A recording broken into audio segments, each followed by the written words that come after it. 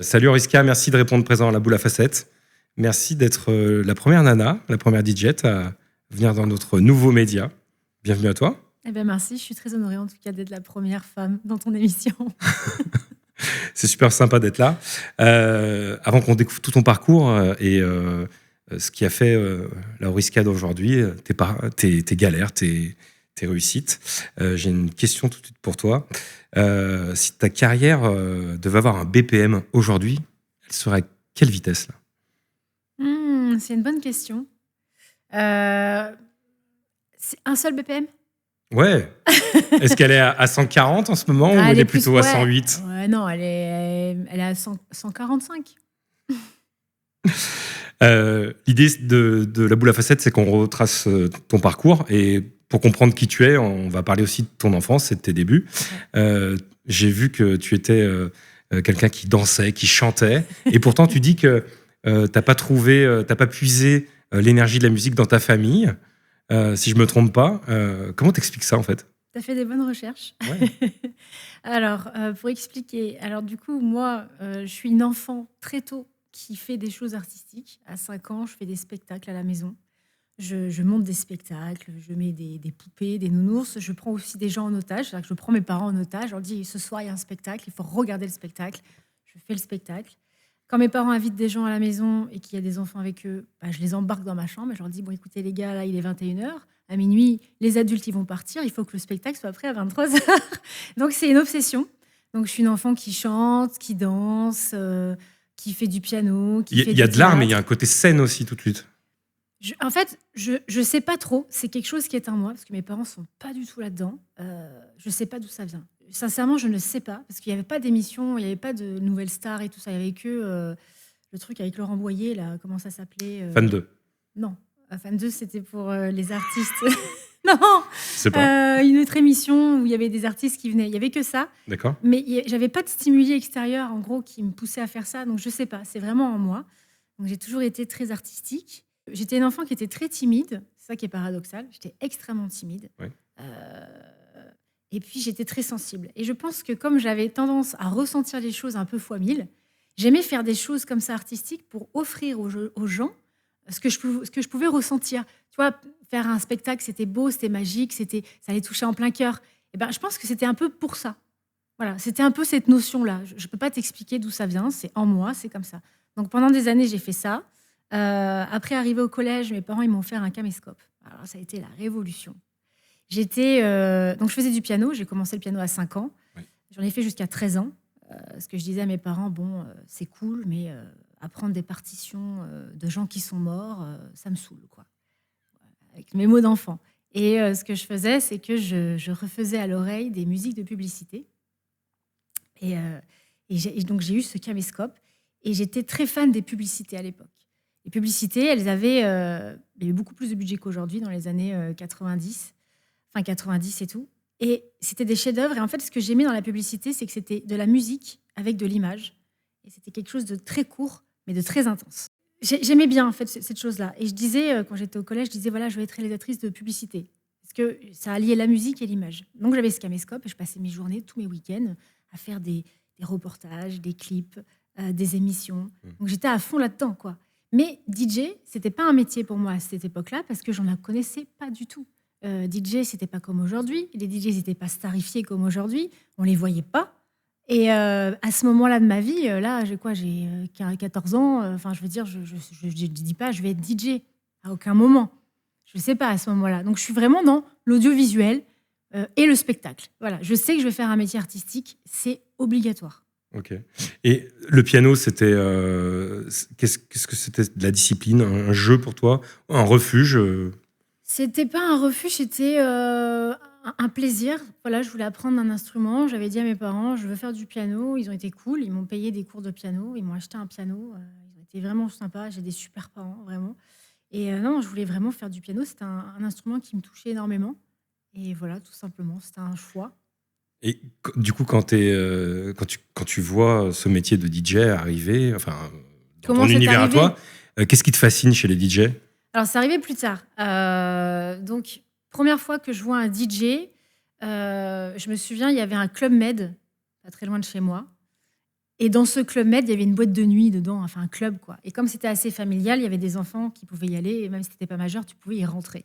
Donc ma mère me déposait dans cette boîte de nuit du Club Med, j'allais voir mes copains, tout ça. Et dans ce petit club, le DJ, il était complètement coincé dans un truc, mais rikiki, gros comme un WC, quoi. Une toute petite cabine. Ah mais vraiment. Ouais. Et il était complètement fermé par du plexi. Donc en fait, tu voyais même pas ses platines, tu ne voyais rien, mais rien du tout. Donc là, c'est la première fois que je vais dans un club. C'était très électro, disco, genre Easy Love, tu vois, à peu près cette époque-là. Oui, début 2000. Ouais, voilà, c'est ça. Et après, plus tard, je rentre dans un vrai club. Et donc, c'est là que je vois un DJ pour la première fois de ma vie. Donc déjà, l'odeur. Quand tu rentres dans un club. Non mais, tu rigoles, mais l'odeur. Moi, je suis très sensible. C'est un truc qui m'a marqué. Tu rentres dans un club, tu as cette odeur mélangée de cigarettes, d'alcool, de parfum, de moquette. C'est une odeur particulière. Je rentrais là-dedans, j'ai cette odeur. Et là, je vois donc tous ces lasers. Je vois l'énergie entre le public et le DJ. Et je me dis, qu'est-ce que c'est que ce truc? C'est fascinant. Et donc, je vais voir le DJ. Je vais le voir, je lui pose des questions. Je lui dis, tiens, tu peux mettre tel ou tel morceau.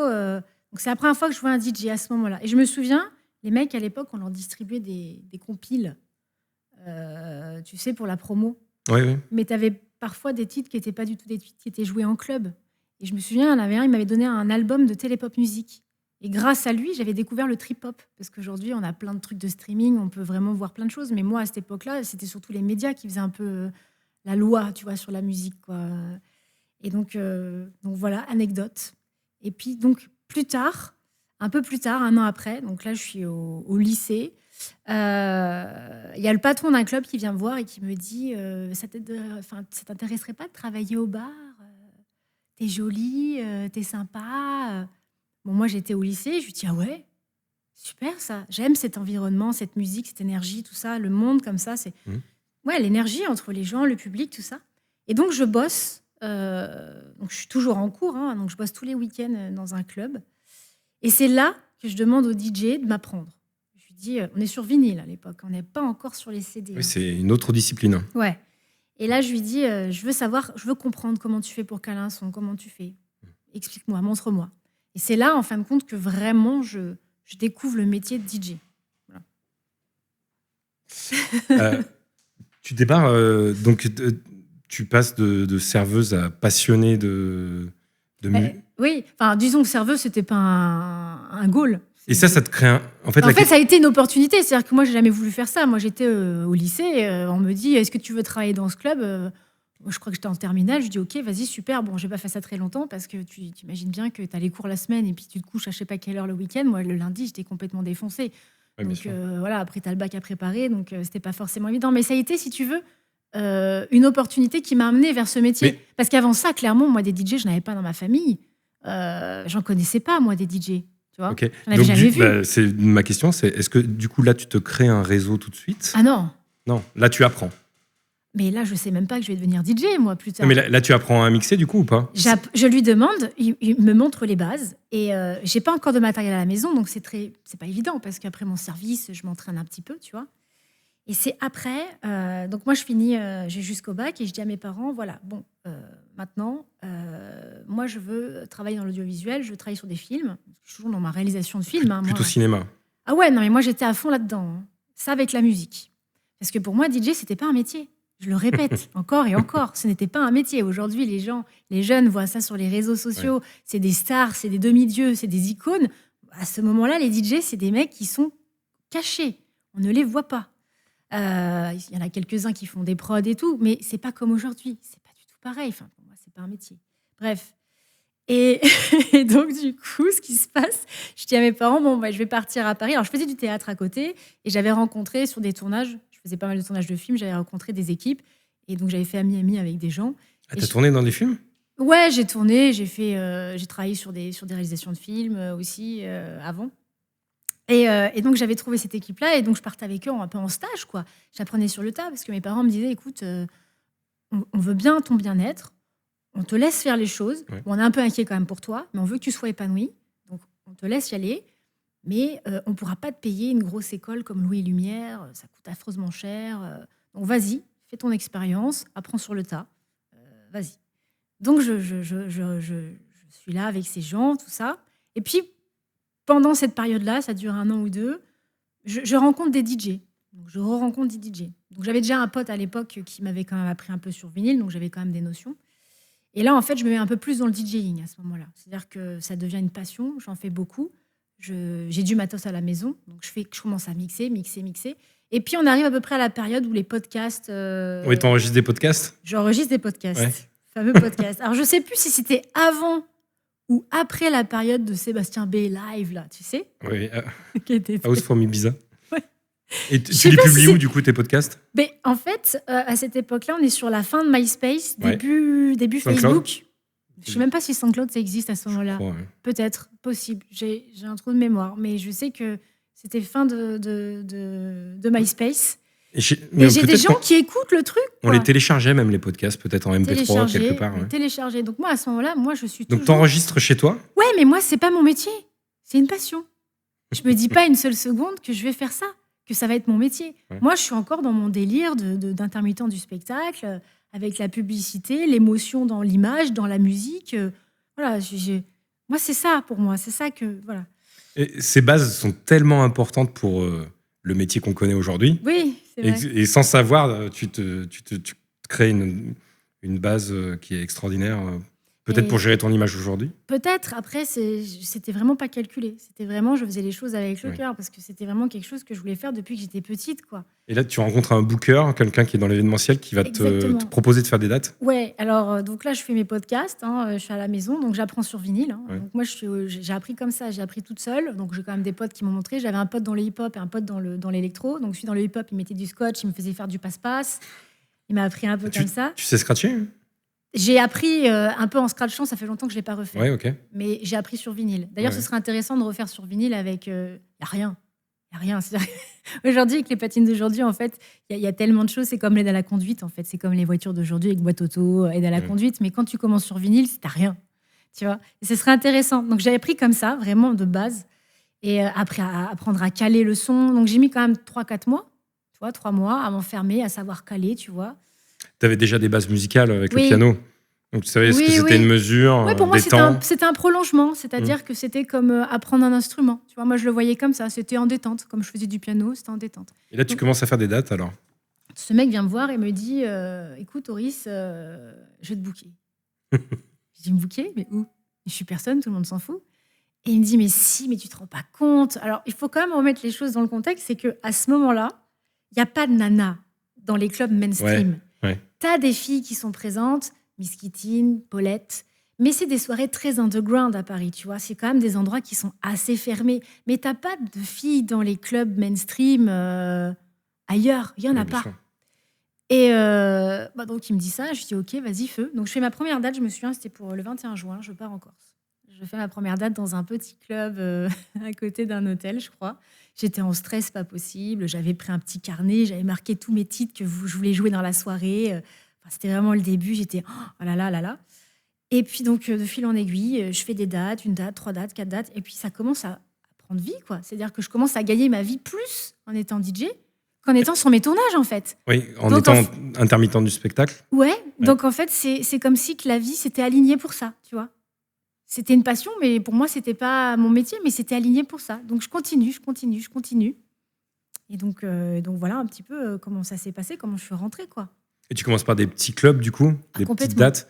Et Petites on dates. sait que c'est un peu les moments les plus galères, peut-être, parce que réussir à faire danser un petit club, c'est plus dur que faire danser 10 000 personnes. Oui, sauf que là, je suis pas au courant, parce que moi, j'ai pas encore accès à 10 000 personnes à ce moment-là. Non, mais oui, mais tu rentres sur des dates qui sont dures à faire, Oui. et ça apprend, quoi. Hein. Ah ben moi, j'ai commencé comme ça. J'ai commencé dans des tout petits clubs. Moi, j'étais personne à ce moment-là. Voilà. Mais je savais pas, moi, ce qui existait de plus gros, parce que j'avais que ça, moi, à ce moment-là. Tu as parlé de Paulette, qui était une DJ un peu plus house Ouais. et un peu branchée.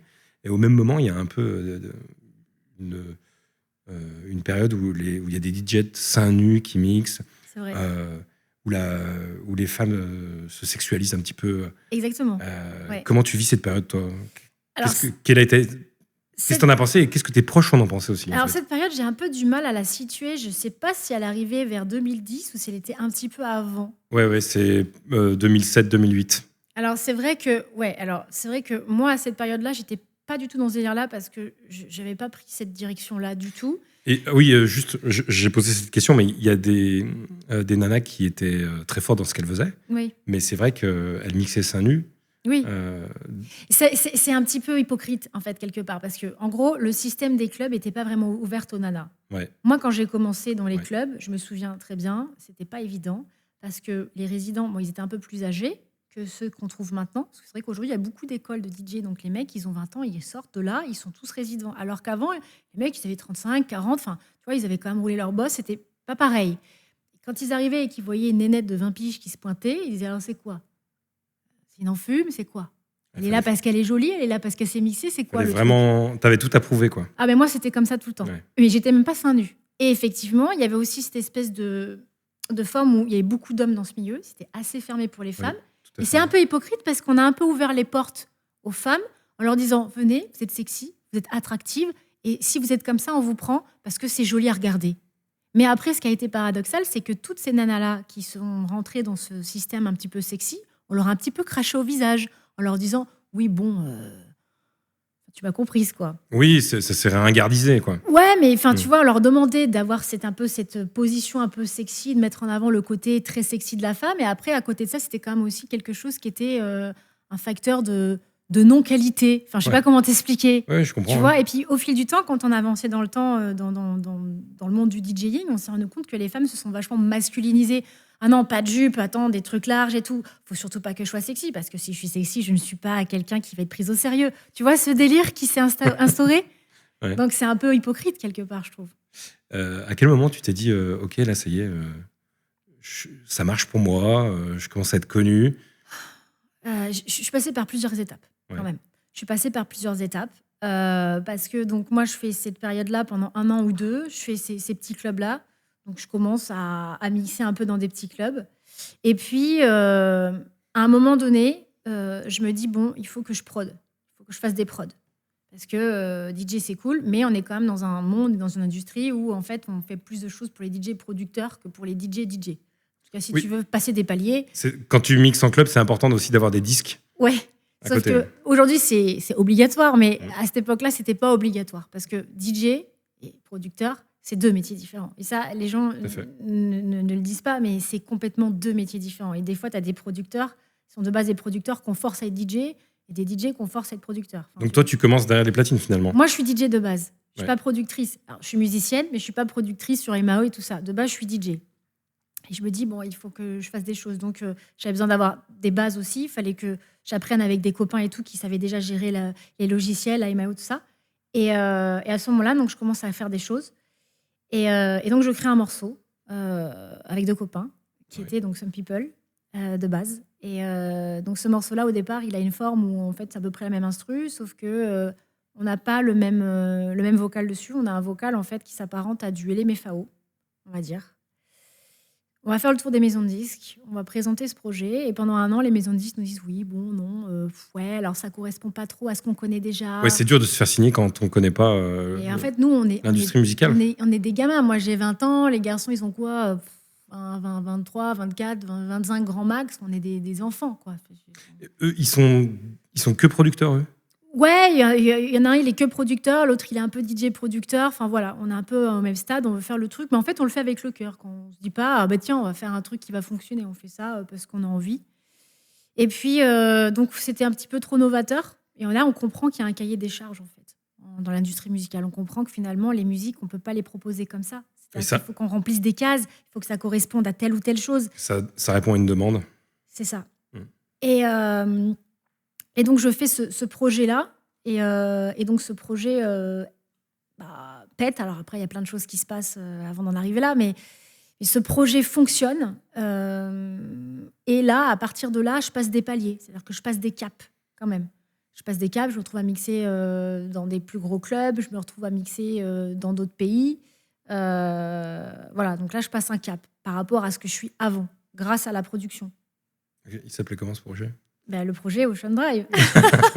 Non, tu l'avais pas dit encore. Donc, à quel moment tu sens que ce projet, il va un peu trop vite ? Alors, c'est particulier. Parce qu'au début, il y a un gros temps d'attente. Et d'un coup, vous signez, ça part très vite. C'est compliqué parce qu'en fait, donc on fait ce projet, on ne sait pas à quoi s'en tenir. Ok, on arrive. Donc au début, c'est compliqué parce qu'on nous explique que voilà, il y a un cahier des charges à respecter. On nous dit que ce qu'on fait, c'est trop novateur au niveau de la voix. Donc après, on change, on prend un autre chanteur. À ce moment-là, en fait, moi, je me souviens, j'étais en booking, les garçons m'appellent et me disent, écoute, on est sur une plage, là, il y a un chanteur là qui a fait un tube dans les années 90. Ouais. Sa voix, elle est reconnaissable. Je pense que si on lui demande, peut-être que ça va rassurer les maisons de disques. T'en penses quoi? Je dis, allez-y.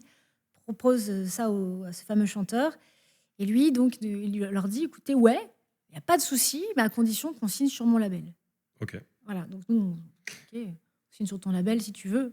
C'était un peu la garantie pour vous de concrétiser ce projet qui était dans Ouais, l'ordi parce depuis que un an, quoi. on avait envie que le truc fonctionne. Donc Ouais. nous, on nous propose ça, on nous dit bon, why not?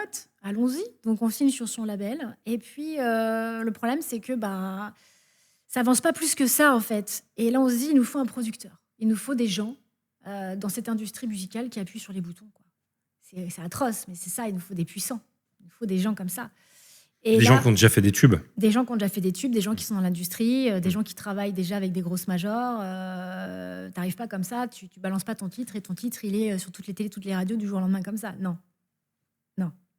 Excusez pour les gens qui s'imaginent, mais non. Non. C'est beaucoup plus compliqué. Ouais, c'est très compliqué. C'est très succinct ce que je dis là. Je raconte pas tout, mais voilà, c'est compliqué. Et donc, on réfléchit à une personne et puis en fait, on se dit, bon, tiens, on va prendre cette personne-là, donc un producteur français qui vit aux États-Unis.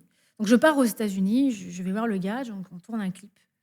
On tourne le clip et je reviens, je crois qu'on le tourne vers quasiment à la fin de l'année. Et je crois qu'au mois de décembre, genre 2 mois après, une fois qu'on a tourné le clip et tout, le track est déjà dans les tuyaux. Il commence à rentrer sur toutes les radios locales. Il commence à passer sur toutes les chaînes de clips. Et le truc, ça part dans la stratosphère. Ça nous dépasse, en fait, ça part dans la stratosphère. Ça se retrouve numéro 1 dans 13 pays très vite. On a Ministry of Sound qui nous appelle et qui nous dit c'est super, est-ce que vous nous autorisez de faire une reprise? Alors, les mecs, ils font une reprise d'un titre qui est déjà en rotation. Ouais, si.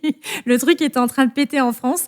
Et Ministry of Sound nous dit voilà, on veut faire une reprise en fait, du morceau avec une autre artiste dessus qu'on signe chez Ministry of Sound sur leur marché à eux. Et ils font ça pendant que le track tourne en France, quoi. Ok. Mais Donc voilà. C'est une version anglaise, du coup? Ouais, c'est une version anglaise. Il n'y a pas de quota français. Ok. Ouais, voilà. Et donc voilà. Donc en fait, on fait ce projet-là explose. Donc moi, je me retrouve en fait à être, être partout à la fois. Donc tous les week-ends, je vais dans tous les clubs de France. La semaine, j'enchaîne interviews, télévision. Il y a tout qui change pour toi, là. Il y a tout qui change. Grosse pression. Ouais. Grosse pression. La fatigue aussi. Gros stress, grosse fatigue.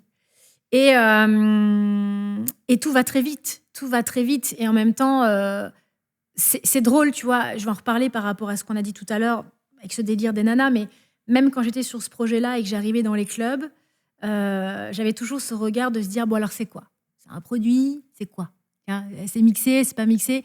Et j'avais souvent les résidents de l'époque qui me minaient tout le setup DJ. Ils me minaient tout. Ils m'inversaient les crossfades. Ils mettaient pas le master tempo, mais j'ai un trou de mémoire, tu sais, là, pour que tu puisses plus changer le... Ouais. À chaque fois, on me faisait ça pour voir est-ce que j'étais capable. Et j'avais toujours ce sentiment Il te bloquait le pitch. Comment? Il te bloquait le pitch Exactement. de la placing. Ouais. Et j'avais toujours ce sentiment de me dire, mais en fait, c'est dingue. C'est-à-dire qu'à cause du fait que je fais un projet qui passe sur des médias, pour les gens, ce n'est pas crédible. Ça a été très, très long, en fait. Très, très long à ce que les gens se disent... bon, Ils voulaient peut-être se mesurer un peu à toi aussi. Moi, je pense, j'ai vu ça plutôt comme... faut quand même se rendre compte que c'est un milieu qui était très fermé aux filles. Il n'y avait pas beaucoup de nanas. Oui, au début. Oui, t'encaissais 2 trucs, là. Ouais, et puis les mecs, ils étaient un peu surpris, quoi. C'était nouveau, tu vois. Il y avait beaucoup de gars, puis petites nénettes qui arrivent comme ça. Non, mais il y avait le fait que tu sois une femme et le fait que tu aies un tube. Ouais, il y avait peut-être ça aussi. Donc il y avait 2 choses qui impressionnaient. Ouais, certainement. Alors, je leur en voulais pas. Mais c'était très pénible. Mais je leur en voulais pas, mais c'était très pénible. C'était pénible. Ouais, c'était pénible. Mais ça m'a fait... ouais, c'était la bonne école, quoi. C'était l'école à la dure, on va dire. Vraiment. Donc, quels ont été les bons côtés de cette expérience? Cette expérience, elle m'a permis de côtoyer des sphères que j'aurais peut-être pas côtoyées en étant simplement DJ dans des clubs. Parce que j'ai quand même travaillé... Un accélérateur incroyable. Ouais, j'ai quand même travaillé avec des majors. Les majors, c'est des maisons de disques. Des grosses maisons de disques. De toute façon, en France, tu as 2 grosses majors. C'est Universal, Sony Music. Ils sont les deux plus grosses. Et toi, tu Il y a d'autres étais labels. côté J'étais Sony Music. Ouais. Voilà, ça m'a permis aussi de voyager à l'étranger, ça m'a permis de comprendre un petit plus l'industrie musicale, enfin voilà, être dans des sphères autres que juste DJ dans des clubs. Ouais. Quelle est la vision de tes proches et de ta famille sur cette explosion? Bah, en somme, ils sont très fiers, mais ils n'étaient pas fans en fait. Comment t'expliquer? Ils sont très. Ils avaient peur pour toi un peu? Alors mes parents avaient, ils ont pas eu peur parce que je gagnais ma vie. Donc en fait, il y avait le côté financier, ils disaient c'est bon, elle gagne sa vie, elle n'est pas à la rue. Ouais. C'était plus ça. Ils étaient rassurés là-dessus. Hein. Ouais, sur ce côté-là, mais en fait, ils étaient contents parce qu'ils disaient bah, c'est cool. Elle fait ce qu'elle aime en fait. Elle a réussi à faire un métier artistique, c'est bien. On est très fiers d'elle. Mais ma famille n'est pas une famille genre très fan qui va dire ah, c'est super, regardez. Non, ils sont très très humbles, très voilà. Et du coup, les mauvais côtés de cette expérience, c'était... Les mauvais côtés de cette expérience. Bah, en fait, ce qui s'est passé, c'est que alors au début, il y a toujours quand on est pris dans un tourbillon comme ça, il y a forcément des bons côtés, des mauvais côtés. des mauvais côtés. Alors en fait, Avec un peu de recul là pour toi. ah bah oui, moi j'ai eu des douilles, comme on dit. Ok, on va avoir des dossiers alors. Des douilles. Je me suis pris la douille du débutant. Non, mais voilà. Après, je pense que dans ce milieu-là, quand on ne sait pas et qu'on est très jeune, il y a des choses forcément qu'on ne connaît pas. Donc, un petit peu pour reprendre tout ça, donc faut remettre les choses un peu dans le contexte, c'est que pendant 3 ans, je suis dans une tornade. Je fais plein de choses. Je vais partout. Je suis partout à la fois. Je suis dans un rythme extrêmement effréné. Et en même temps, donc on sort quand même 4 singles avec ce projet. On fait un album. Et au fil du temps, si tu veux, bon, moi, je suis fatiguée. Je commence à avoir besoin de repos. Je ne peux pas avoir de repos. Ça fait quand même 3 ans. Et j'ai une vision du projet qui va un petit peu différer du reste de l'équipe. Donc, pour remettre un peu les choses dans le contexte, donc on avait signé ce projet en coproduction sur le label du chanteur qu'on avait pris. Et on était devenu ce qu'on appelle une marque au sein de la Major, ce qui est juste inespéré. Parce que franchement, pour en arriver là, c'est très compliqué d'être une marque. C'est une chance inouïe. Et on avait l'opportunité, si tu veux, d'avoir accès au catalogue mondial de chez Sony pour éventuellement faire des featuring avec des artistes qui étaient... de l'inter. Ouais, au top, quoi. Et tu avais des artistes comme Florida, Ina, tu vois, c'était à peu près cette époque-là. Et on aurait pu faire des featuring comme ça. Et le problème, c'est que la partie qui était avec le chanteur, le label, tout ça, ils ne voulaient pas, parce que c'était plus une notion, on va dire, sur le côté financier. Oui, si on fait un featuring avec eux, il va falloir qu'on partage des droits. Oui, puis ça va être rude en égo. Ouais, c'était plus une question de, voilà, on aura un petit peu moins d'argent, il va falloir qu'on dissémine un peu voilà, les droits pour tout le monde. C'est embêtant, on préfère rester comme ça, on garde la même sauce, machin. Et il y avait une partie qui voulait faire progresser le projet, dont moi. Et moi, en fait, je voyais ce projet comme quelque chose qui pouvait grandir. Et pas juste comme un projet commercial, comme un citron qu'on presse, puis un jour, il n'y a plus de jus, on prend le citron, on le fout à la poubelle. J'avais pas cette vision-là. Et toi, t'étais vachement en avant sur le projet aussi. Bah oui, mais moi, j'étais à la base du truc, quoi. Oui, mais c'est toi qui représentais le projet en club. Et c'est moi qui représentais le projet en club, parce que c'était aussi un souhait de la maison de disques, parce que bon, il y avait le chanteur aussi, mais le chanteur, il voulait pas qu'il apparaisse parce qu'il était un peu plus âgé. Et comme c'était un produit fait pour les teenagers, et que moi j'avais 20 ans, ben voilà, ils voulaient tout centrer sur moi. Donc bon, ça a causé plus ou moins des petites tensions aussi. Donc vous n'êtes pas d'accord sur le projet. En toi, tu as de plus en plus de pression et de fatigue. Ah non, mais moi j'étais en première ligne de tout. Moi je prenais tout, je portais tout. Donc au bout de 3 ans, j'étais fatiguée, mais il y avait aussi la notion artistique, c'est-à-dire que je voulais faire évoluer la chose différemment de l'autre partie. Donc on n'était pas d'accord. Donc à ce moment-là, j'ai dit à Sony, je leur ai dit voilà, je vais faire une lettre de mission. Moi, j'arrête. En tout cas, s'il y a un nouveau projet avec le label du chanteur, avec un nouvel album par exemple, parce qu'il y en avait quand même 2 autres qui étaient partis aussi du groupe, si ça continue en tout cas, sachez que moi, je ne serai pas là. Donc ils m'ont dit pas de problème. Donc moi ils m'ont pas embêté, Sony. Ils m'ont pas embêté. Ils m'ont dit, la marque continue, quoi. Oui, si la marque veut perdurer. Ouais. En tout cas, moi, voilà, moi j'arrête parce que c'est plus ma.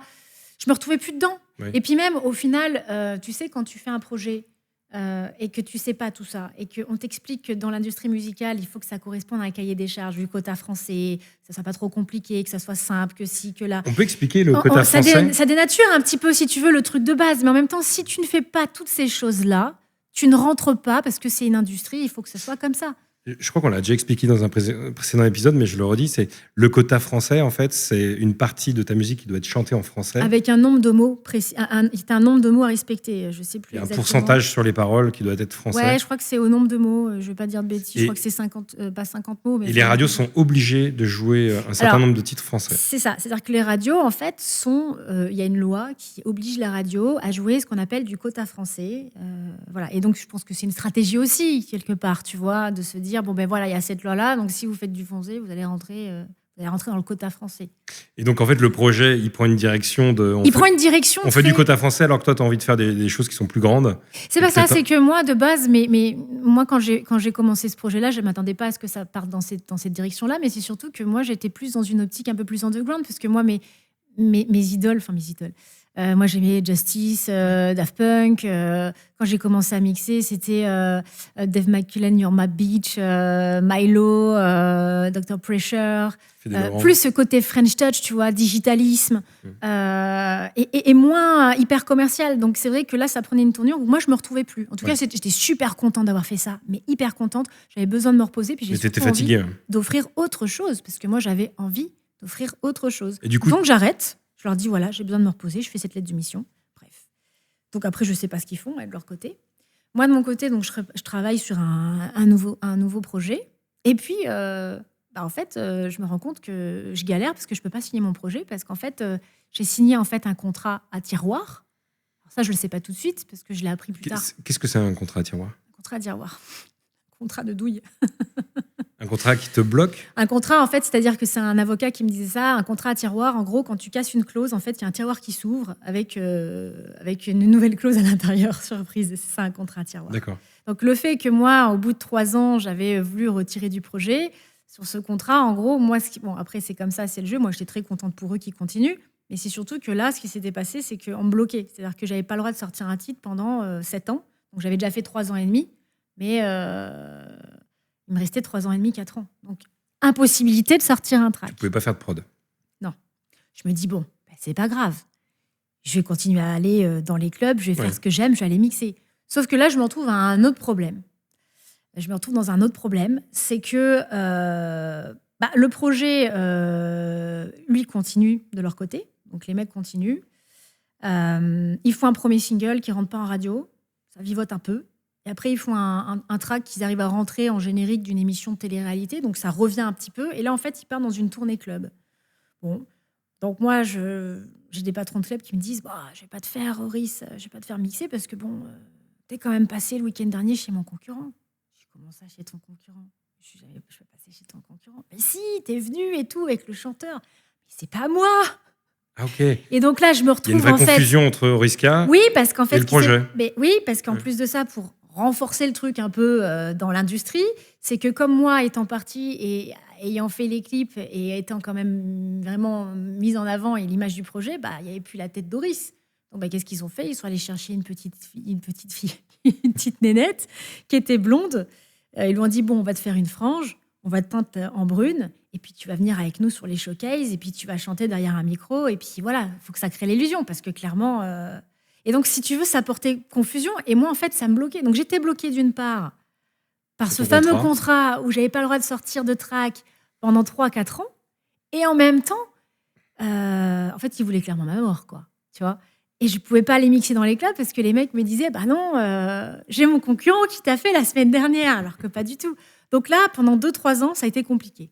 Je me suis retrouvée un peu dans une espèce de phase où je me suis dit, te décourage pas, prends ton mal en patience, la douille. Voilà, d'où l'expression. Ça n'a pas été facile, donc je me suis dit, c'est pas grave, je vais aller à l'étranger. Donc j'ai commencé en fait à me constituer une carrière un peu à l'étranger. Donc là, je pars dans les îles, je pars à l'île Maurice, je pars à La Réunion, à Malte. Donc je commence à faire des dates en dehors de la France. Et qu'est-ce qui te fait voyager? Comment tu arrives à accéder à des dates à l'international? En fait, c'est des demandes qui se créent. de par aussi mon cursus d'avant, puisque bon, j'ai quand même été vachement médiatisée, donc Les gens te connaissent. les gens me connaissent outre-Atlantique. Mm. Et donc, je commence à faire une tournée plus à l'étranger. Et puis, la période d'après, c'est... donc, je fais toutes ces dates à l'étranger. Je suis en France, mais un peu moins. Mais moi, je me constitue... Enfin, je m'éclate. Moi, je suis à l'étranger, c'est cool, je m'éclate. Et puis, un jour, j'ai mon manager de l'époque qui m'appelle et qui me dit bravo. Je dis bravo quoi? Il me dit, t'as pas vu dans le classement top 100 Jane, donc il y a top 100 DJ, puis après ils ont fait top 100 Jane. Bon. Tu es première française, 13e mondiale. Il me dit, mais c'est super. Je dis, ah bon, je suis pas au courant et tout. Et je lui dis, top. Et là, en fait, à ce moment-là, faut savoir que les classements, c'est les Chinois qui ont inventé ça.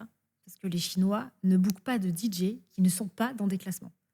Ça vient des Chinois, tout ça. C'est clairement les Chinois qui ont inventé ça. Je ne savais pas, c'est dingue. Top 100 DJ, c'est l'Asie. Hein. Oui, parce que c'est des gens, si tu veux, qui ont une façon de fonctionner. Ils sont très... le résultat, le classement, le machin. Ça, c'est les Chinois. Et en fait, au moment où je me retrouve dans ce classement, moi, j'ai la Chine qui m'appelle, qui me dit « Waouh, on vous veut ». C'est en 2016, ça?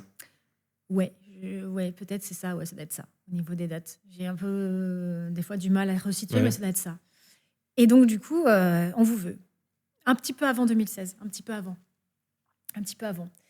Et donc, je pars en Chine. Je fais des très gros clubs en Chine. Je découvre des nouvelles choses.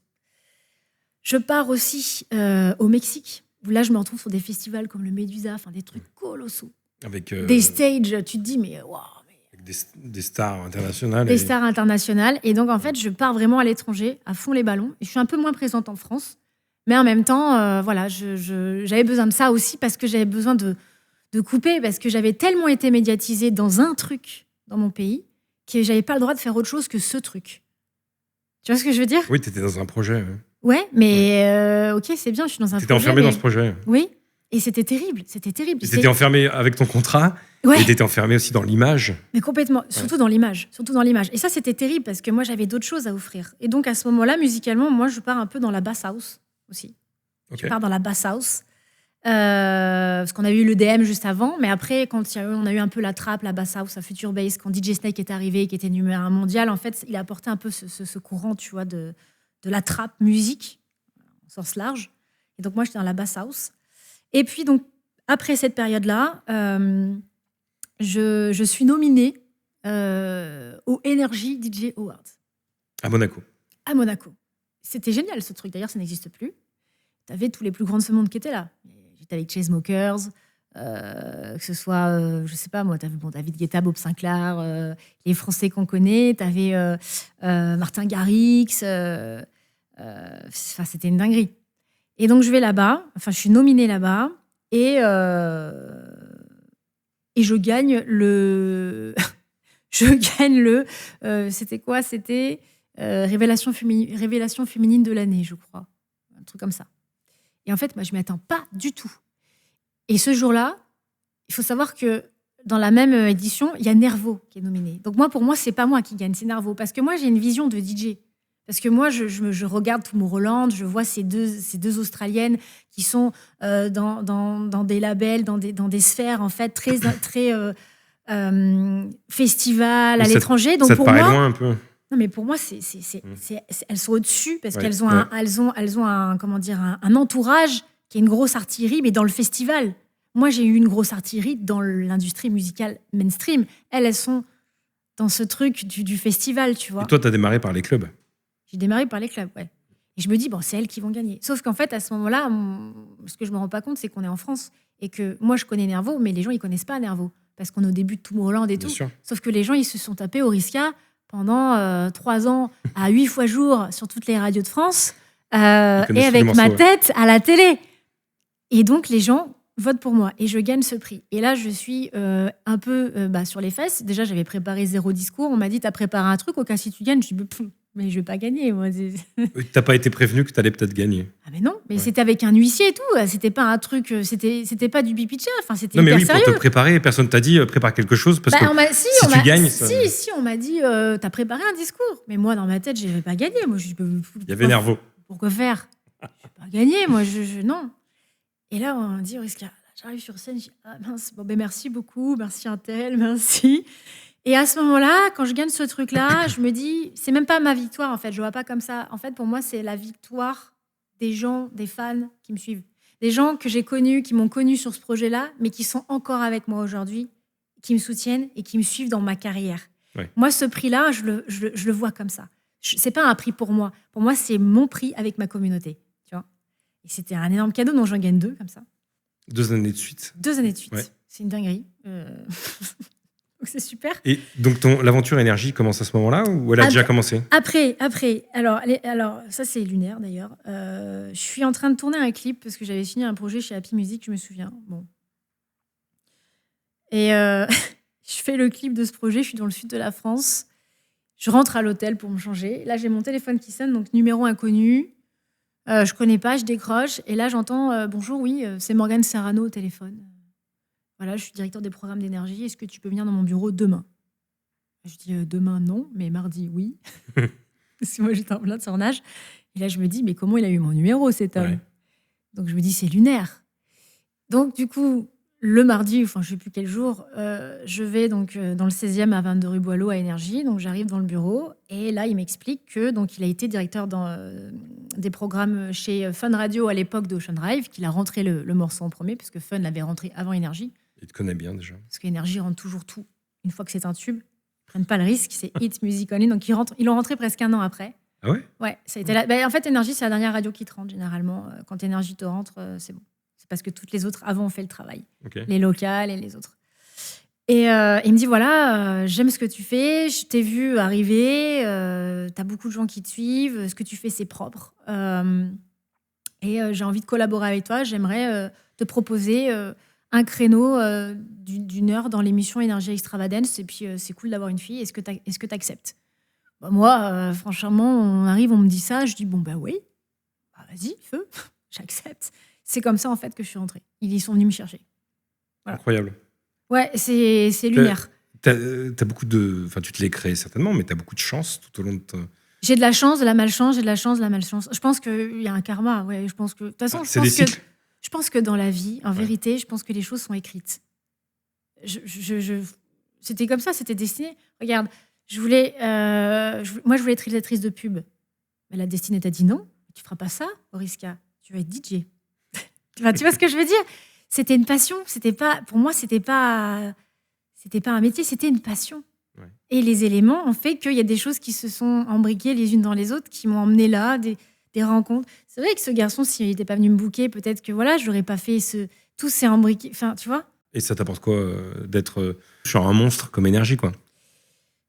Ça t'apporte... ça dépend. C'est-à-dire qu'il y a des portes que ça peut t'ouvrir et il y a des portes que ça peut te bloquer aussi. Parce que ça reste un média. Donc tu peux être un dommage collatéral.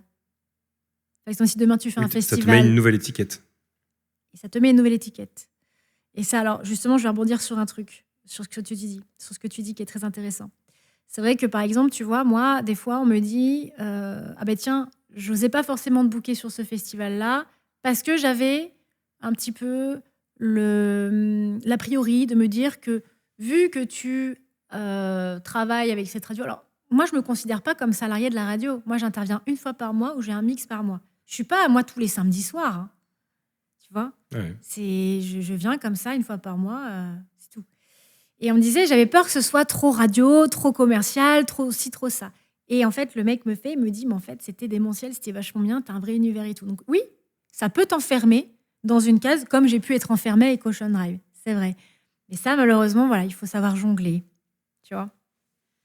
Il y a des choses pour qui ça peut être bien, ça peut t'ouvrir des portes, mais il y a sur d'autres projets où ça peut t'enfermer. Et c'est pas de leur faute. Après, c'est comme ça parce que c'est un média. Toi qui as connu les clubs, oui. Et qui a connu aussi les festivals, oui.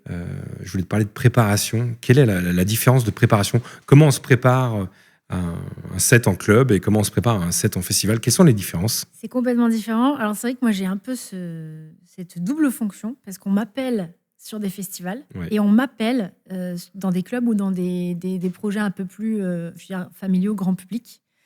Alors déjà, je fais beaucoup de travail à la maison. Je réédite tout. C'est-à-dire que je ne passe aucune version originale. Tous mes tracks sont réédités. Je réédite tout. Des fois, je vais faire des mash-ups, des bootlegs pour des publics plus commerciaux, plus mainstream, pour les rassurer, justement, pour rajouter, par exemple, une ACAP qu'ils connaissent sur un drop qu'ils connaissent pas. Donc, en gros, je les emmène dans mon monde sans les perdre, tu vois. Sur un festival, c'est différent parce qu'on va dire que musicalement, en fait, je suis full moi. Full moi. Je mets vraiment tout ce que... C'est moi à 100%. Sur le club, tu vas te créer des cartouches. Sur un club, voilà, il y a des cartouches que je vais avoir avec mes versions personnelles. Oui. Et parfois, sur certains tracks, pour te dire la vérité, pour certaines cartouches qui sont hybrides, qui peuvent passer en festival et qui peuvent passer en club, je vais pas avoir le même drop. C'est-à-dire que je vais garder la version et je vais me faire une version festival avec un drop plus lourd et une version club avec un drop plus rond. Parce que la structure, c'est pas pareil. Quand tu as un festival avec des écrans, du feu, t'en prends plein les yeux, tu peux envoyer des choses beaucoup plus sales, musicalement beaucoup plus ardues. Ça passe crème et les gens sont... Tu vois, alors que dans un club, il faut que le drop il soit plus rond, pour moi. Parce que sinon, si tu n'as pas un système lumière ou quoi, ça fait tâche, quoi. Ça va pas. Ok, donc il y a une vraie différence de prépa aussi mais complètement. Musicale. Tu disais que en festival, tu as une musique qui est différente et qui correspond peut-être plus. Plus. C'est moi à 100%. C'est pour toi? Ouais, c'est moi à 100%. Là, c'est vraiment moi à 100%. Oui, parce que le festival, on vient pour les artistes qui sont sur scène. Exactement. Alors que dans un club, il y a aussi des gens qui viennent là par habitude. C'est pas la même démarche. Ouais. C'est vrai que le club, effectivement, les gens... Il y a une partie qui vient pour toi, une partie qui sont habitués du lieu. On va dire que tu as une partie qui vient te voir, effectivement. Il y a une partie quand même qui a envie d'entendre dans la soirée des titres qu'ils ont l'habitude d'entendre tous les samedis. Et que si tu le passes pas, ils sont frustrés. Oui, parce qu'il y a l'identité aussi du club. Aussi. Et après, attention, parce que il y a encore, Dieu soit loué, des clubs qui ont une grosse identité. C'est-à-dire que la star, c'est le club et c'est pas l'artiste qui vient qui fait venir les gens, mais le club qui est un temple. Enfin, je sais pas si tu vois ce que je veux dire. Et ça se perd avec le temps. Ça se perd avec le temps. On en a encore quelques-uns qui sont comme ça. Mais il y a beaucoup de clubs qui sont dits généralistes, donc ils font des soirées à thème, mais ils n'arrivent pas à être la star. Le club, il faut que ce soit la star. C'est pas les artistes qui viennent. Si vraiment, tu vois ce que je veux dire? C'est l'institution. Exactement. Avant tout. Hein. Exactement. Et quand tu as des clubs qui sont comme ça, qui arrivent à faire ça, là, tu peux te permettre d'avoir des sets qui sont un peu plus larges. Parce que les gens, finalement, ils sont là parce que c'est l'institution. Mais ils vont être moins pénibles à dire « Ah, ce titre-là, je l'ai écouté 14 fois dans ma voiture, je vais le réécouter ce soir. » Ils vont te mettre leur téléphone, là. Tu peux passer ça. Ils font des requests. Voilà. Non, tu vois, on n'a pas ce truc-là. C'est quoi le bon stress avant la scène? C'est un stress d'excitation. Le stress qui te permet d'aller plus loin? Un stress d'excitation. Ouais. Alors, le stress au début, il était terrible parce que c'était un stress, je me souviens, au tout début, quand je mixais, si je mixais genre le samedi, le mercredi, j'étais malade. J'avais mal au ventre, j'étais pas bien, j'étais malade. C'était le début. Ça, c'était le début. Maintenant, ce stress-là, il a muté en un stress. Alors, comment t'expliquer? J'ai tout le temps la petite boule. J'ai tout le temps un petit truc d'adrénaline, tu vois, en moi, vraiment, ce truc-là. Où je suis excitée d'y aller, mais en même temps, je me dis, attention, reste focus. Alors ça me le fait sur les festivals, parce qu'en gros, tu sais, quand tu commences ton set sur un festival, généralement, il y a ton intro qui part, toi, t'es à 4 pattes, t'es dans le noir, t'es dessous, tu check le DJ qui s'en va, tu lui fais la bise si tu le connais, machin. Et là, à ce moment-là, tu te dis, bon, il faut pas qu'il y ait de quid technique. Et ce moment-là, les 5 premières minutes, quand tu commences un set en festival, c'est le moment où la tension est à son maximum. À l'intérieur, ton cerveau, c'est un ordi. C'est-à-dire que tu vérifies tout. C'est bon, j'entends émettre, ça fonctionne, il n'y a pas de problème, non. Tu vois, et là, il y a cette espèce de tension, cette excitation, en même temps, ce stress de rester ultra focus. Quand tu arrives. Ouais. Donc, c'est pas un stress... C'est un stress, mais du coup, c'est par rapport à la technique, c'est pas par rapport à ce que tu vas produire. Non, j'ai plus de stress par rapport à ça, j'ai plus un stress d'excitation, un petit trac quand même. Mais c'est pas un mauvais stress. C'est un bon stress. Par contre, le début, il était terrible, ce stress. Stress horrible, stress où t'es comme ça... T'as pas confiance, tu te dis oh là là, est-ce que ça va le faire, oh là là, tu te poses trop de questions. Bon, je suis très contente d'être sortie de cette période-là de ma vie parce que c'était horrible, c'était invivable, franchement. Il y a des clubs, des festivals, des scènes qui t'ont marqué de manière positive.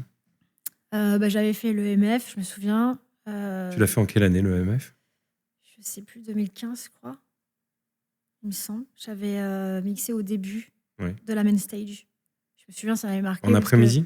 Ouais, le même jour. Je crois que c'était en deuxième artie, je crois, en troisième, au début. Moi, j'avais pas mixé à 1h du matin parce que c'était Chami, DJ Snake. Voilà. Mais c'était le même jour, j'étais contente, j'étais fière. Et puis, c'était un petit goal parce que c'était un festival un peu important en France. Tu vois. Il y a eu ça. On en a parlé il y a pas longtemps avec Tony Romera. Ah, tu vois.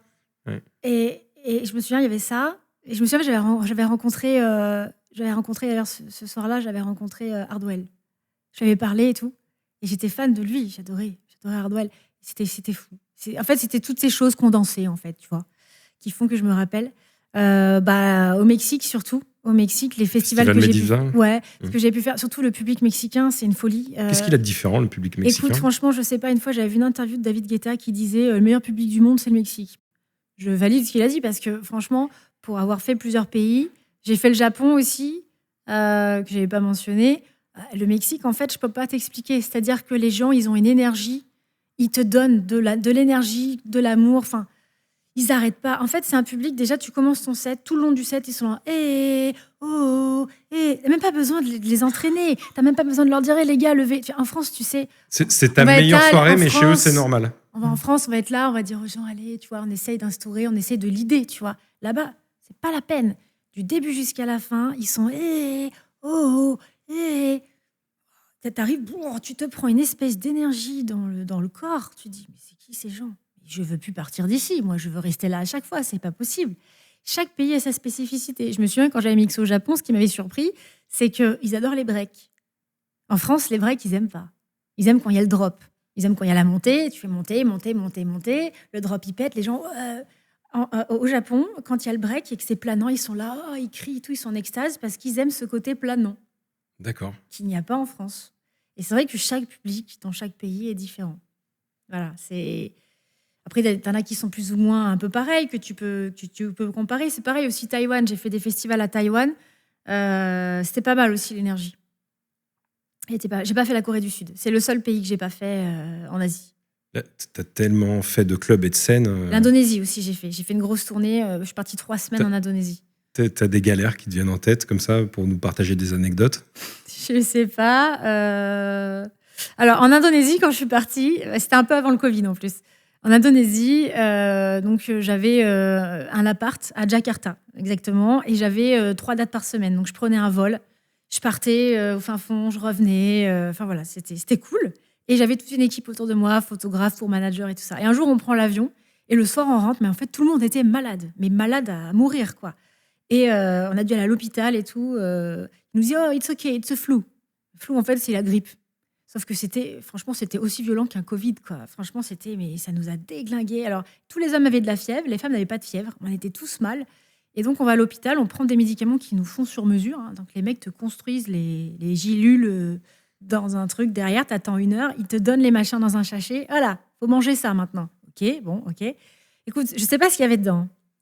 Mais je me souviens, je rentrais de booking, donc on devait être le dimanche, un truc comme ça. J'avais un autre booking, genre le mercredi. Je me suis dit, c'est mort, je vais mourir. C'est-à-dire que là, je suis tellement dans le mal, je vais pas y arriver. Écoute, j'ai pris les pilules. En 48 heures, j'avais plus rien. Je sais pas ce qu'il y avait dedans, mais franchement... Tu sais pas ce que t'avais non plus. Mais ils m'ont dit, il se floue, c'est la grippe. Alors, chez eux, il y a plusieurs styles de grippe, apparemment. Mais c'était terrible. Il y a eu ça. Qu'est-ce que j'ai eu d'autre si, une fois, j'avais une anecdote comme ça. C'était rigolo. J'arrive dans un club, j'arrive devant la porte, il y a un mec de sécu. Le mec me dit, on rentre pas. Je le regarde, je fais, excusez-moi, je suis l'artiste de ce soir. On rentre pas. Et il y avait, à côté de lui, il y avait une affiche avec ma tête. Et je dis, Puis il regarde comme ça, puis il dit rien. Et je dis, écoutez, appelez le responsable ou le DA ou le patron, j'attends. C'était en France ? Ouais, je sais plus où c'était. Moi, je m'excite pas, j'attends. Je dis, appelez-le. Je me dis, il fait son boulot, mais il veut pas voir. Enfin, il est rigide, quoi. Donc, je l'en veux pas. Donc, il appelle au Toki. Le mec arrive, il dit, mais t'es con, enfin, c'est l'artiste de ce soir. Laisse-la rentrer. Tu t'es fait recaler de ta propre soirée. Recaler en club. C'était drôle, ça. Après, j'essaie de penser à des choses, tu vois. Je sais pas, moi, comme ça, j'ai pas réfléchi, tu vois. T'aurais dû me le dire, parce que du coup, j'aurais pu réfléchir un petit peu avant de venir. Souvent, on nous raconte des galères de tournée, l'aéroport, les transports, les liaisons. Ça va, sur ça, j'ai pas trop eu de la chance là-dessus. De soucis. Ouais. Si, le truc que je te disais là tout à l'heure, les trucs d'aéroport, là, où en fait, on m'avait donné un pote militaire qui m'avait donné une douille. Un pendentif. Ouais, c'était quand même un pendentif. Donc, en fait, ils enlèvent la balle et puis t'as la douille de la balle et puis eux, ils écrasent le bout, ils font un trou dedans, ils mettent ça fait un porte-clés. C'est totalement inoffensif. Complètement. C'est juste le tube où il y avait la poudre dedans, mais il n'y a rien. Mais bon, ça reste quand même de l'arsenal de guerre, en fait. Hein. C'est une douille. Oui, c'est un tuyau, mais bon, voilà. Et donc, il m'avait donné ça, c'était un porte-clés. Tiens, cadeau, c'est un porte-bonheur. Bon, ok, moi j'avais ça dans mon sac. Je vais prendre l'avion. J'étais à Paris. Je crois que j'allais en Espagne, il me semble. Et donc, on passe mon sac plusieurs fois au rayon X. On dit, vous n'avez pas un pinceau? Un truc qui ressemble à un pinceau écrasé au bout? J'ai un pinceau. Et il me passe ça au moins 4-5 fois. Je dis, bon, écoutez, prenez le sac, videz-le, faites ce que vous voulez. Et t'as ton matos dans le sac? Il y a des choses Ben non, mais il y avait mes ears, il y avait mes clés USB, il y avait mes clés de maison, il y avait mon porte-monnaie, mon téléphone, voilà, choses basiques, quoi, si tu veux. Il n'y a pas trop d'électronique non plus? Non. Et donc, je dis, allez-y, parce que moi, clairement, là, je vais rater mon vol. Donc, faites ce que vous avez à faire, il n'y a pas de souci, vous avez carte blanche. En même temps, de toute façon, ils m'ont pas demandé si j'avais pas... Enfin, ils avaient carte blanche, de toute façon, tu vois. Oui. Et là, le gars tu leur me dis dit... de se dépêcher, quoi. Ouais. Et là, le gars sort ça, il me dit, mais c'est quoi ça? Je dis, oh oui. C'est mon porte-bonheur. Oh, pardon.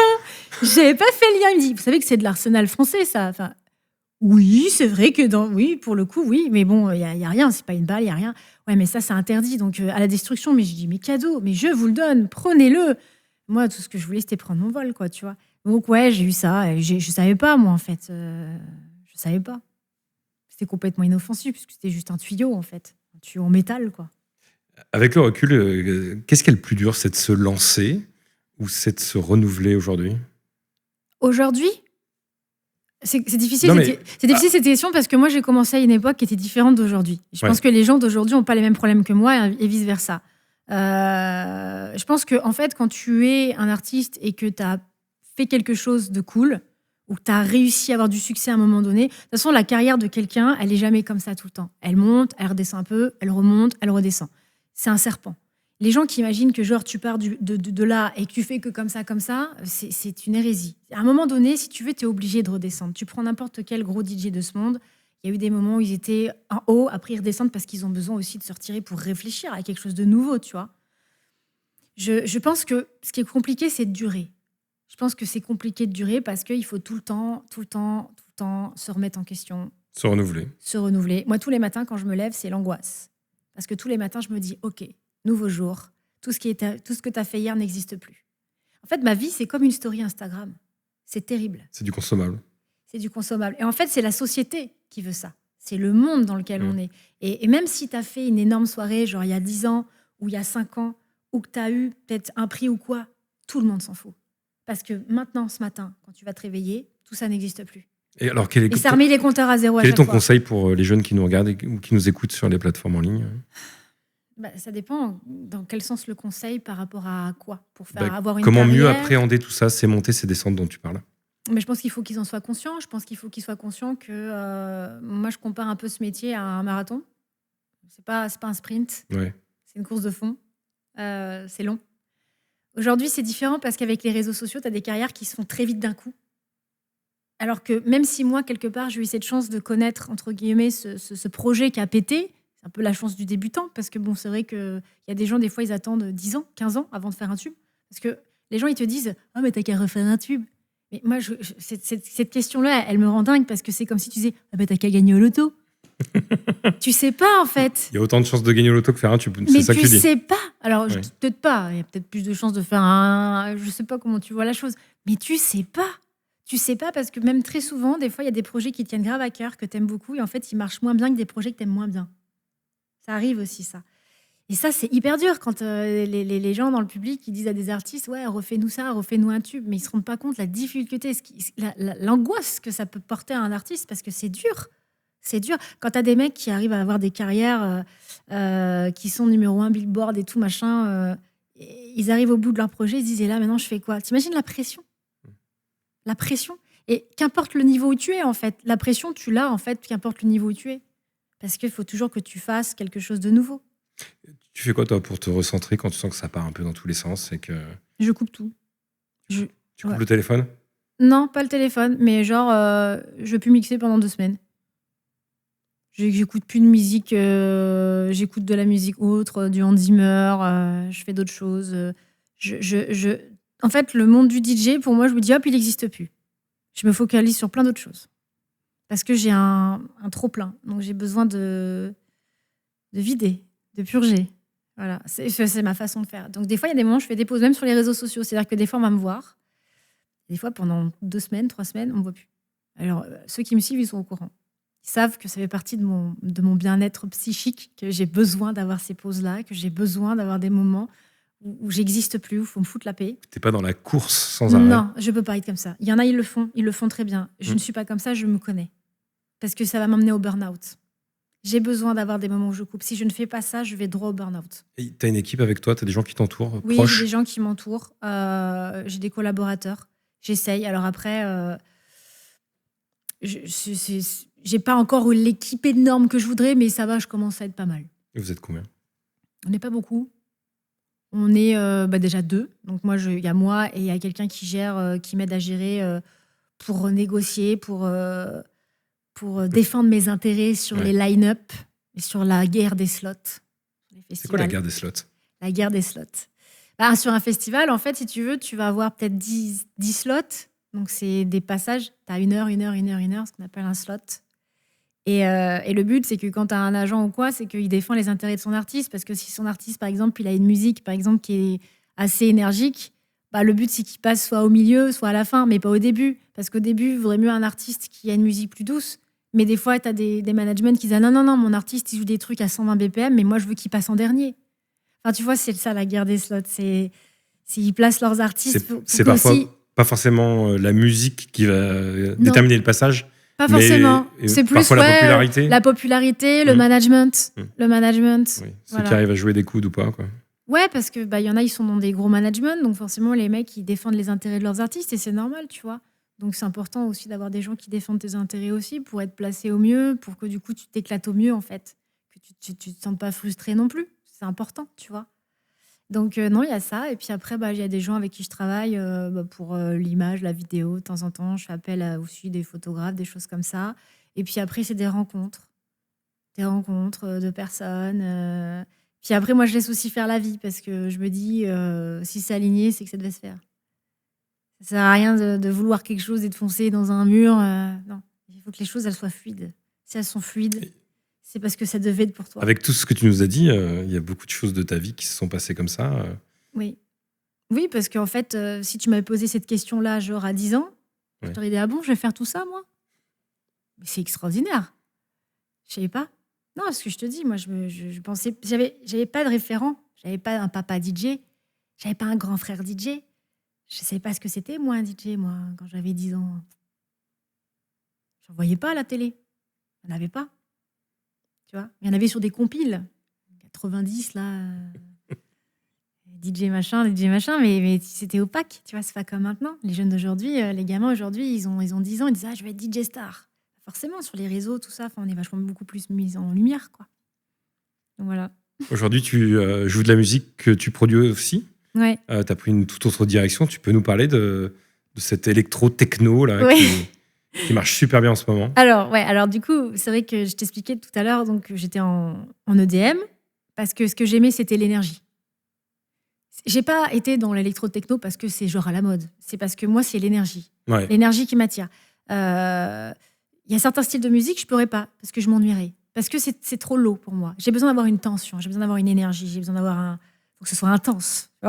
Ouais. Mais ça se voit quand tu es sur scène, dans tes vidéos. Oui, c'est vrai que je bouge pas mal. Ouais. Je me rends pas compte. Hein. Tout le monde dit, oh là là, quelle énergie. Ouais, et ton caméraman, il bouge aussi beaucoup. Hein.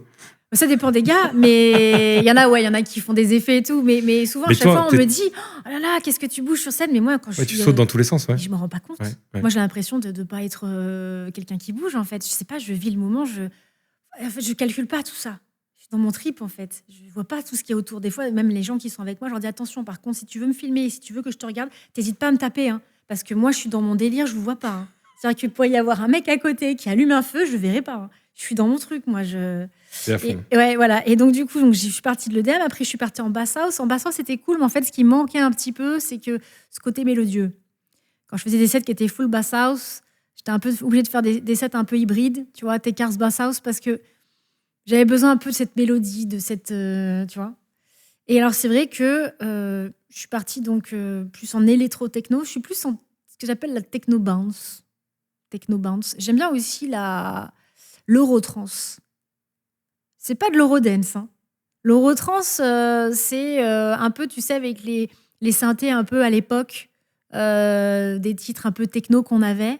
Ouais. Ça tourne à 150. C'est pas agressif, c'est pas de la hard tech, c'est pas du hardstyle non plus, mais il y a un côté intéressant, tu vois, un peu musical, que j'aime beaucoup. Donc effectivement, plus le temps a passé, plus mon corps, plus ma façon d'être, bah effectivement, j'ai muté aussi avec l'agressivité de la musique. Et aujourd'hui, c'est vrai que je suis un peu plus techno, vraiment. Et on va dire qu'aujourd'hui, la techno, c'est devenu un peu l'EDM des années 2000, là. On a monté le tempo. On a monté le Il y a pas tempo. mal de reprises aussi. Et dans la techno, en fait, tu as énormément de sous-genres parce que tu n'as pas que la techno pure qui tourne à 133, hein, la techno de base. Tu as l'hyper-techno, tu as la techno-bounce, tu as l'acide. Enfin, tu as plein de styles de musique, en fait, en techno. Tu vois, c'est pas que la techno de base. Donc, c'est vrai qu'aujourd'hui, en fait, il y a beaucoup de productions qui sortent. C'est un peu large, la techno, ouais. Complètement. Et en fait, aujourd'hui, tu as plein de trucs qui sont hyper-techno, hard-techno, en fait, qui sont construits complètement comme des tracks d'EDM. C'est la même chose. Intro, montée, drop, gros synthé fédérateur. Break, montée, drop, fin. Voilà, Ouais. C'est la même structure en fait. Je voulais parler de prod avec toi. Donc, du coup, comment tu produis? Tout à l'heure, tu disais que tu faisais des mashups pour tes sets. Oui. Quand tu fais des morceaux, tu as une équipe avec toi. Comment ça se passe? Alors, je fais une partie. Après, tout ce qui est mastering, tout ça, je délègue. Ouais. Voilà. Donc, en fait, je suis sur Ableton. Donc, j'ai mon complete control. Je fais des trucs avec. Ok. Des fois, je fais... des fois, en fait, je vais faire tout le track en entier. Mais en fait, sur les ajustements, je vais demander à des potes, là, il faut que tu m'aides parce que faut que ça sonne comme ça et tout. Et comme j'ai pas un énorme studio, soit faut que j'aille dans un studio d'un pote pour terminer le truc. Et c'est comme ça que je travaille. Ok. Voilà. Donc, tu commences, toi? Ah oui. Non, et tu commences seul, quoi, je veux dire. Oui. Ouais. Après, voilà, moi, je n'ai pas honte de le dire. Il y a des choses que je suis limitée. Je ne sais pas faire de mix master. C'est pas mon taf, quoi, de base. Non, moi, de base, je suis DJ, quoi, tu vois. Ouais, puis tu faisais du piano à 5 ans. Oui. Ça te sert, ça, aujourd'hui? Je sais écrire le solfège, ouais. En fait, parce que je connais les accords, en fait. Le problème, c'est que beaucoup de DJ qui produisent aujourd'hui n'ont pas de formation solfège. Oui, il y en a plein qui connaissent même pas le solfège. Il y a même des gens qui savent jouer du piano, mais qui n'ont pas appris le solfège. Ouais, qui reproduisent ou qui... Parce qu'ils soit ils ont une oreille, soit parce qu'ils le font aussi au visuel. Ouais. Tu vois, ça dépend. Il y en a, ils le font au visuel. Aujourd'hui, tu vois, tu as des applications où tu peux apprendre à jouer au piano avec des touches, tu sais, qui s'allument. Tu mets ça sur ton piano, tu regardes quelle touche s'allume, et puis en fait, tu fais le morceau. Puis au bout d'un moment, en fait, tu le répètes et tu l'apprends. Mais c'est génial parce que moi, j'avais pas ça quand j'avais 5 ans. C'est super, ça. non, mais vraiment. Quand tu refaisais les pubs. Non, mais nous, on avait les cahiers avec les notes et tout. Il fallait vraiment les faire. Après, tu avais les évaluations avec les profs et tout. Enfin, c'était très tac, tac, tac, tac. Non. Et ça manquait de... Il fallait que ça soit plus original. Enfin, que ça parte plus dans tous les sens pour moi. C'était trop strict. Est-ce qu'il y a des collabs que tu aimerais faire avec des artistes, des producteurs, des chanteurs, des chanteuses? Est-ce qu'il y a des choses que tu aimerais... tu as des rêves encore en prod? T'as des rêves encore? Genre, ouais. t'as tout fait ou ça se passe comment? En fait, t'as tout fait, tu t'en fous. Non, c'est... comment elle s'appelle? Halsey. Attends que j'écorche pas son nom. Ouais, Halsey, c'est Halsey. J'aime beaucoup cette nana, j'aime beaucoup sa voix. Ouais, ça serait un goal, tu vois. Après, producteur, je sais pas. En fait, tu sais, c'est des opportunités. Ouais. Des fois, tu vas faire des collabs avec des potes DJ parce que tu t'entends bien, parce qu'il y a un feeling, parce qu'il y a un truc qui se crée. C'est difficile, en fait, de dire « Ah, je veux ça, comme ça, comme ça ». Moi, je suis pas trop sur ce mode opératoire-là. Je suis plus sur un mode opératoire à laisser le feeling des choses, tu vois. Laisser le destin faire les choses. Peut-être pas le destin faire les choses tout le temps. Il faut quand même œuvrer pour avancer. Mais ouais, non, pour une chanteuse, ouais, je t'ai répondu. Après, sur un producteur, je sais pas. Qu'est-ce que tu penses de l'IA dans la prod? Je pense que c'est quelque chose qui permet d'aller plus vite. Ouais. Mais en fait, il faut l'utiliser. C'est compliqué de garder la main sur l'IA. Parce que plus ça va aller, plus elle va prendre le contrôle de beaucoup de choses. Parce que quand elle t'assiste ou quand elle peut t'aider et qu'elle te fournit des choses pour aller plus vite, là, ça peut être intéressant sur la cadence. Parce qu'aujourd'hui, dans un monde... gagner du temps. Ouais, aujourd'hui, dans un monde où tout va très vite. Il faudrait limite, faut sortir un track par mois. Comme Gims. Mais non, mais au-delà de Gims, je veux dire, tout le monde te dit, en fait, aujourd'hui, la musique, on s'en fout. Vas-y, sors plein de trucs, on s'en fout. C'est consommé, c'est digéré, c'est oublié. C'est pas du tout pareil qu'avant, parce que même moi, à l'époque, quand on faisait les trucs en radio, on avait dire que quand on avait un tube, c'était tous les 6 mois. Tu avais le follow-up qui arrive au bout de 6 mois. Là, maintenant, effectivement, tu me parles de Gims, qui est un artiste très mainstream. Tu me dis qu'il sort une prod par mois. Je sais pas ce qu'il fait, j'écoute pas. Je crois que c'est plus d'un par mois. Hein. Un par mois, oui. Bah, non, c'est beaucoup plus, je crois. Ah bon, ça m'étonnerait pas. Mais tu vois, ça va trop vite. Ouais. Mais pour ça peut être intéressant. Je sais pas, vraiment, je sais pas ce qui va se passer avec tout ça. Tu l'as déjà utilisé, toi, dans de la prod, l'IA ? Non, alors, je l'ai pas utilisé, on m'en a parlé. Et jusqu'à présent, moi, ça m'intéressait pas parce que ça te sortait des blocs entiers. Ouais. Et je lui dis, par contre, maintenant, tu peux avoir des parts. C'est-à-dire que ça peut te créer, genre, je sais pas moi, une ligne de basse. Ça peut être intéressant. Parce que tu peux la récupérer, tu la mets sur ta prod. Donc, c'est comme si tu avais une personne avec toi qui t'aidait. Dans ce cadre-là, ça peut être cool. Mais quand c'est quelque chose de complètement opaque, où tu sais, les trucs au début, ils arrivaient, vas-y, crée-moi une chanson qui soit comme ça, avec une parole. Non. Ça, tu peux pas faire un truc professionnel avec ça. Non, alors, je sais qu'il y en a qui ont rien. Je sais qu'il y en a qui ont mis ça sur les plateformes de stream. Ouais. C'est parti. Apparemment, ils sont en train de les enlever maintenant. Ils en enlèvent des milliers. Ouais. Voilà, mais non, moi, je serais trop mal à l'aise. Tu as vu ce truc avec... Je serais trop mal de mettre un truc comme ça. La reprise de Stromae, Papa Outé ? Non. En version un peu africaine. D'accord. Qui a été faite par un label, une maison de disques, oui. Et qui expose de partout et qui est classée. Et c'est une IA qui l'a faite. C'est une IA, ouais. Ça m'étonne pas. Sur tout ce qui est remix et tout, même sur les voix.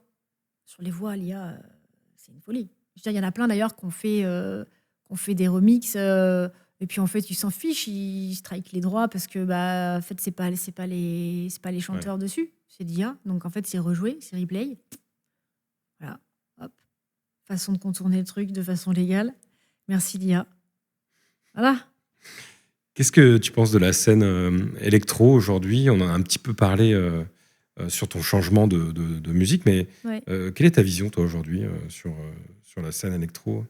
La scène électro, elle s'est technoisée, on va dire. Hein. Vraiment, je me souviens, j'avais mixé à l'Electric Park, tu sais, le festival de Joachim Garraud, là. Bien sûr. Et j'étais surprise parce que, en fait, sur toutes les stages, c'est de la techno. Et je me disais, là, c'était pas cette année, c'était peut-être il y a 2 ans, je sais plus. Et on a eu un virage comme ça et je me suis dit, attends... Là, c'est pas juste la scène techno ou art, tu vois. Là, c'est toutes les stages. Et en fait, c'est vrai que ce mouvement musical, il est complètement devenu mainstream parce que de base, c'est un mouvement qui a toujours existé. Hein. Les gens disent c'est super, ça vient de sortir. Non. Mais je pense qu'on est dans une période aussi. Je pense que tu vois, même par rapport au club, on a eu l'urbain.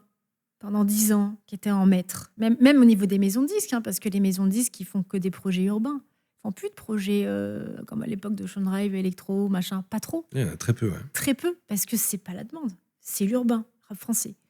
Je pense qu'on arrive à la fin de ce truc. Et que là, il y a l'électro qui revient, mais avec la techno. Puis la techno, en fait, c'est hyper identifiable pour les jeunes, parce qu'il y a un côté un peu communautaire, le style, sur les réseaux sociaux, TikTok... Ça a rendu la techno hyper commerciale. Mais moi, je suis contente parce que quand je vais en club, je peux en jouer. Si j'avais pas eu ça avec TikTok, j'aurais été frustrée. Il aurait fallu que je fasse encore mes mashups avec mon urbain. Là, non. Moi, je joue de l'électro. Moi, je suis pas en urbain. Donc, des fois, faire des trucs hybrides. Donc, moi, je suis très contente quelque part que c'est un peu démocratisé. Après, tu auras les gens qui sont un peu plus dans le côté très underground qui diront c'est horrible ce qui se passe. Ça n'a plus du tout le même visage. C'est complètement, comment dire, défiguré, parce que la techno, c'est pas ça, c'est pas la vraie vibe. Je comprends. Non, mais il y a plein de styles de techno, comme il y a plein de styles d'électro. Hein. Je comprends tout à fait le ressenti, et je le comprends totalement. Il y a même des DJ techno qui ont arrêté de mixer, qui se sont retirés, parce que... Ce n'était plus underground. Ce n'était plus underground. Donc je comprends, quelque part. Mais en même temps, moi, en fait, je dirais que je suis très hybride, parce que j'ai un pied d'un côté, puis j'ai un pied de l'autre côté. Je te dis, c'est l'huile et l'eau. Le mainstream... Et l'underground, c'est là où la guerre qui existera toujours. La compréhension des deux, c'est comme ça. Si tu avais un conseil pour quelqu'un qui a envie de démarrer, qui n'a pas de réseau, qu'il n'y a pas de référence. Mais Aujourd'hui, il s'en fout. Franchement, avec les réseaux sociaux. On peut exploser avec les réseaux. Mais bien sûr. C'est un peu le problème, en fait. C'est qu'aujourd'hui, tu as un peu tout. Tout et n'importe quoi. Aussi. Et en même temps, ce qui est dur pour les gens d'aujourd'hui, c'est que c'est facile d'exister, mais c'est difficile de s'inscrire dans le marbre. Alors que nous, c'était à l'inverse. Alors, si tu n'avais pas des gens que tu connaissais, si tu n'avais pas un booker, si tu n'avais pas un mec qui te bookait, tu n'étais rien, tu n'allais nulle part. Mais tu arrivais à plus exister dans le paysage. Tu vois. Alors qu'aujourd'hui, il y a tellement de choses, qu'il y a beaucoup de gens. C'est très facile d'arriver très vite, très haut, mais c'est très difficile en fait de marquer ou de rester dans le marbre. Quoi. Enfin, je ne sais pas comment expliquer. Oui, bien sûr. De laisser son empreinte, vois. ouais. De perdurer. Perdurer, je sais pas, parce que j'ai pas visionné, j'ai pas regardé genre des gens en me disant alors attends, lui il est arrivé là, il est reparti quand, il est toujours là. J'ai pas fait attention et j'ai l'impression que ouais, c'est très facile d'arriver d'un coup, tu peux faire des coups de buzz.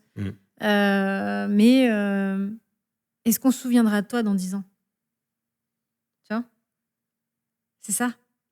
Et je pense que c'est la peur de beaucoup de jeunes en fait d'aujourd'hui. Ils te disent ouais, c'est compliqué d'exister. Hein. C'est ce qu'ils disent. C'est quoi tes projet là, du moment, de l'année? Qu'est-ce qui arrive?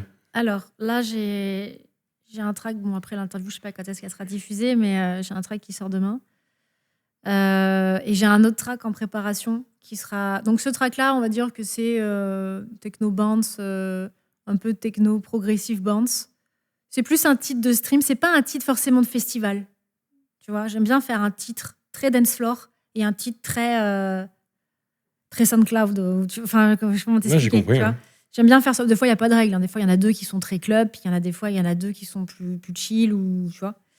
Donc, il y a celui-là qui sort demain, et j'en ai un autre qui est en train de se finir, qui sera par contre plus un titre qui sera plus taillé pour les festivals. Et pour l'instant, je ne sais pas, j'aimerais bien le signer dans un gros label.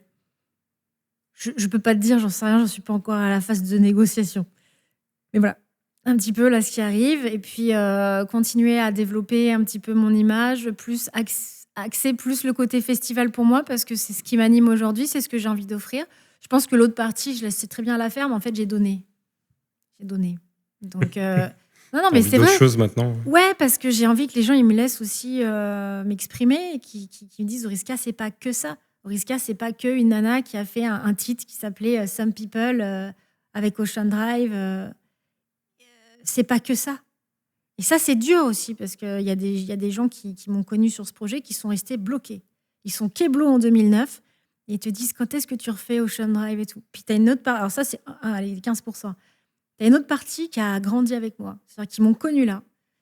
Ils m'ont suivi. Ils viennent sur les festivals, ils écoutent les prods.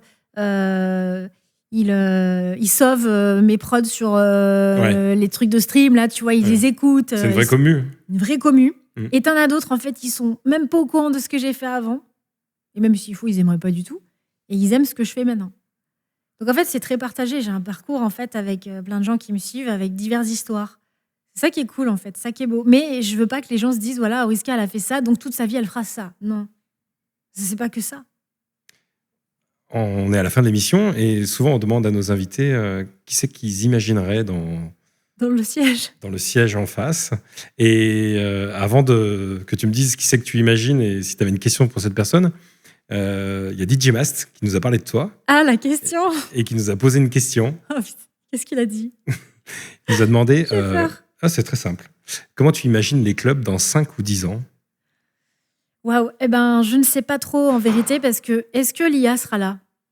Est-ce qu'on n'aura plus de DJ? Est-ce qu'à la place des DJ, on aura un programme qui diffusera, j'en sais rien. Dans les clubs? Peut-être les bars, mais les clubs. Les résidents, par exemple. Est-ce qu'on aura toujours des résidents? On aura toujours, je pense, des DJ guests. Est-ce qu'on aura toujours des résidents? Je me pose la question. Je ne sais pas comment les choses vont évoluer, parce que ce qui est paradoxal, c'est que les clubs, aujourd'hui, quand tu les regardes bien, tu te rends compte en fait que ça n'a pas changé depuis 20 ans. Pour beaucoup. Oui. C'est la même chose. C'est juste que la musique a changé. C'est parfois les mêmes acteurs, même. Ouais, des fois, il y a les mêmes sièges. Bon, il faut quand même qu'ils les changent, mais dans certains endroits très ruraux, dans des endroits ruraux, tu vois, c'est la même déco, c'est resté dans son jus. Bah, ça fait longtemps que j'ai pas vu des comme ça, j'abuse un peu. Mais le concept du club, en fait, il n'a pas changé. Et je pense aussi, c'est ce qui fait aussi que le club est un peu en perte de vitesse. Comment il pourrait se renouveler? Et je pense qu'il faut qu'ils vivent avec leur temps, les mecs. Il faut qu'ils arrêtent de s'imaginer qu'on ouvre les portes comme une salle des fêtes, qu'on fait des guests et qu'on dit on va faire venir un tel, donc tout le monde va venir. La star, c'est pas le guest. La star, c'est le club. Si le mec, il a compris ça, son club, il tourne. L'institution. Et des fois, je leur dis, pour certains, je dis, n'ayez pas peur d'avoir une identité. N'ayez pas peur de surprendre. C'est important. Et je pense que c'est même pas un délire de génération, parce que même, on parle aujourd'hui de la Gen Z en disant, ouais, la Gen Z, elle est compliquée, elle sait pas faire la fête, elle est tout le temps en train de tout filmer, elle vit pas le truc dans l'instant. Alors oui, effectivement, eux, peut-être qu'ils ont été dans une phase où il y a eu le Covid, où il y a 2 générations qui ont eu 18 ans qui sont pas sorties. Je peux comprendre qu'effectivement, ils ont peut-être fait des soirées à la maison, à écouter des trucs de streaming, tu vois, avec une playlist. Peut-être, effectivement, ils n'ont pas connu. Mais je pense que c'est pas que la génération. Je pense qu'il faut que les clubs ils se remettent aussi en question et se dire, OK, le concept, il est comme ça fait 40 ans que ça dure. Il faut je sais pas, faut qu'ils imaginent quelque chose qui soit un peu différent. Il faut vivre avec son temps. Et c'est peut-être pour ça aujourd'hui que les gens vont plus en festival qu'en club. Du coup, tu imagines qui dans ce siège à ta place pour nos futures émissions? On a besoin d'avoir des idées, nous. En fait, il y a 2 solutions. Soit j'ai envie de te dire une fille qui n'est pas forcément très connue, que tu connais peut-être pas, mais qui mérite, qu'elle a depuis très longtemps. Parce que je suis une fille. Tu vois? Ouais, ok. Parce que bon, je me dis, je suis la première nana, autant qu'il y a une autre nana. Je sais pas, il y a une DJ qui mérite en fait de prendre la parole, qui est Chloé Martinez. Je sais pas si tu la connais. Non, je la connais pas. Elle était dans le sud avant, maintenant elle est sur Genève. Elle fait de la techno maintenant. Elle mixe à l'audio, elle mixe dans des gros endroits et tout. Et c'est une nana en fait qui a commencé à peu près en même temps que moi,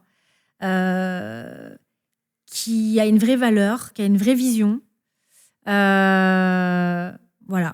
Parce que je pense que tu sais quoi? Je pense que la moitié des invités que tu vas appeler, ils vont tous comment dire vas-y, fais-lui, mais ça sera à peu près les mêmes, tu vois, parce qu'on se connaît tous. Donc moi, je te sors un exemple qui soit un peu plus en dehors des sentiers battus. Voilà. Excellent, merci. Orisca, merci d'avoir répondu merci. À notre appel. Merci d'être la première femme dans La Boule à Facettes. J'espère que j'ai pu répondre comme il faut et que je ne me suis pas trop éparpillée. Non, c'était super. Merci beaucoup. Merci à toi.